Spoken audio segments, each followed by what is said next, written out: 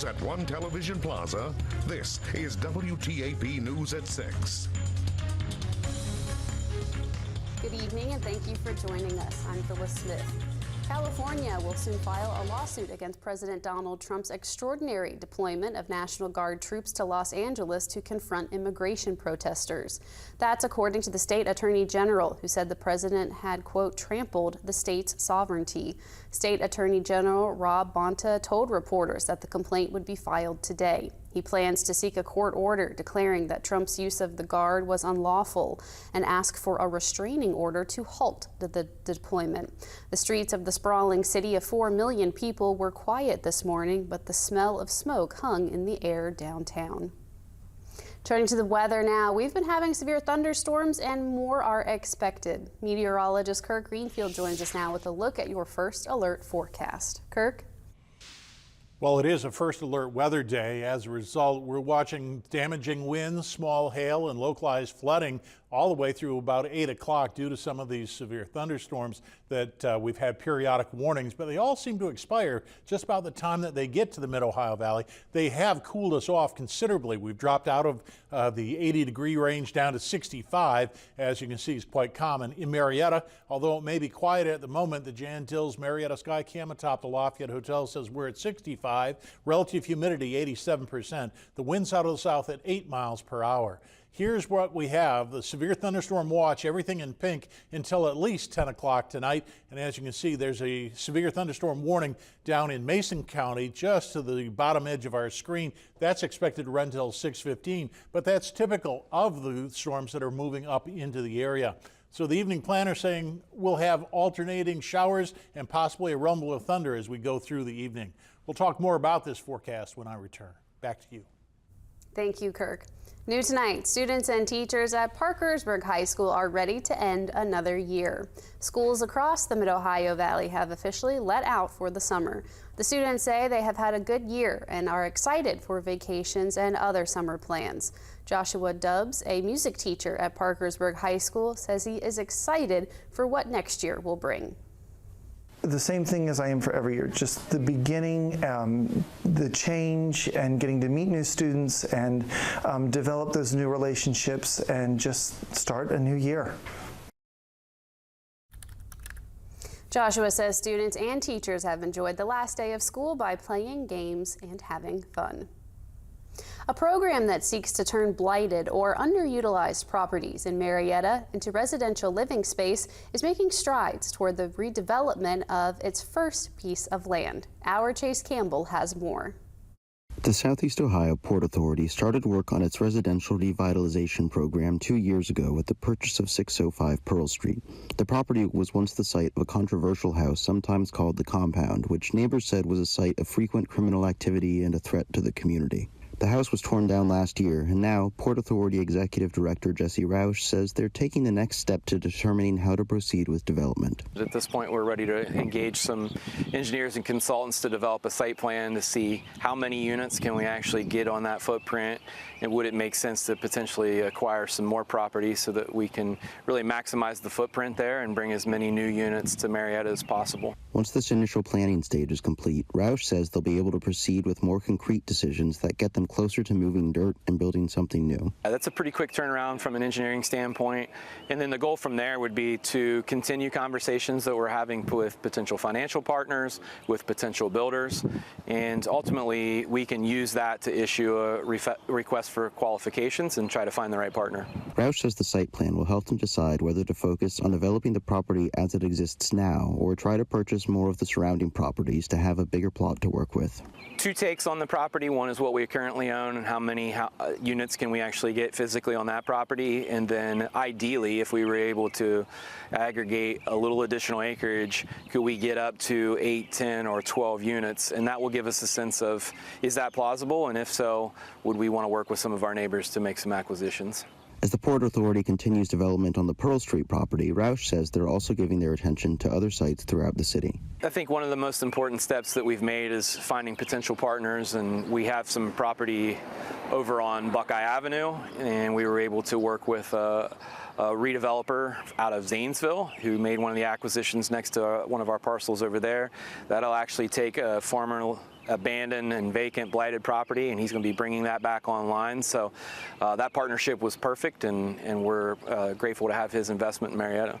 They're also looking at redevelopment on Muskingum Drive. There has been a little bit of traction on Muskingum Drive. The same partner we're working with on Buckeye Avenue has made some acquisitions over there. They're in the process of redeveloping some of those homes and bringing them back up to standard with code and zoning. So we're optimistic about that progress and hopes that it will trickle out through the rest of the development there. In Marietta, Chase Campbell, WTAP News. New tonight, a former assistant middle school track coach who admitted to recording students changing their clothes was found guilty. Thomas Haynes was found guilty in a bench trial, according to the Ravenswood police chief. The police department says it got a complaint about him last month. Officers met with the Ravenswood grade school's head track coach, who told officers that the assistant track coach, Thomas Haynes, had an inappropriate video. Haynes then showed officers a video that he said he filmed with his phone from inside a changing area for the girls' track team. According to police, the phone was allegedly discovered by a girl while she was in the changing room. She then reported it to the head coach. Haynes also admitted to placing the same phone in the same changing room a few days earlier and recorded a student changing clothes. The Vienna Kayak Launch Project is finally moving forward after a delay in getting the final permits back from the state. Vienna Mayor Chad Emmerich says the city just recently got the final permits needed to move the project forward. He says they will now start going into the bidding process for the actual construction. The finished project will have a parking and a different shape to the riverbank with concrete paths going down to the river. Emmerich says everything will also be ADA compliant. Mayor Emmerich says people can expect a lot of construction over the next several months. We're going to start to see, a lot of construction activity goes on. We're going to be moving a lot of dirt. There's going to be concrete pads and various things that are going to be poured. So you're going to see a lot of activity going on at the end of 12th Street. Mayor Emmerich says they hope to finish the project by the end of September. A Ritchie County man pleaded guilty to being a felon in possession of a gun. Charles Dana Johnson II pleaded guilty on Monday, according to the news release. Johnson was pulled over in Parkersburg on November 17th of 2024 for a traffic stop. The release says he admitted to having 2 different pistols and they were found in his waistband. Johnson's previous felony convictions stem from 2 Wood County cases. The first one was in 2012 for first-degree robbery, and the second case was in 2016 for possession with intent to deliver heroin. The release says Johnson's sentencing is set for October 2nd of this year. He faces a maximum of 15 years in prison, up to 3 years of supervised release, and a $250,000 fine. The local Arby's chains made a donation for veterans to the United Way on Monday afternoon. The AES Foundation presented a check for $1,735 to United Way Alliance of the Mid-Ohio Valley. The money was raised through the Arby's locations in South Parkersburg and Vienna. United Way Executive Director Stacy DeSico says the money will all go to the Mission United. That's a program to help veterans in the area. She says the monthly Veterans Table Food Distribution is one of the programs that falls under this banner. AES Restaurant Group Area Supervisor Anthony Hill says all of the money raised in the stores stays in the community. Yeah, if you come into Arby's and we ask you to donate to the AES Foundation, you can just know that all that money that's raised does stay locally. It's not going to an outside organization. We all handle that in-house, and there's no overhead with it. So 100% of the money that we raise in our restaurants does go to our local communities.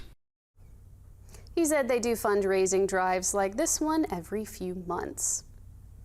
Today on The Good Side is about fostering friendships. For more than 50 years, the Best Buddies program has connected people with and without disabilities.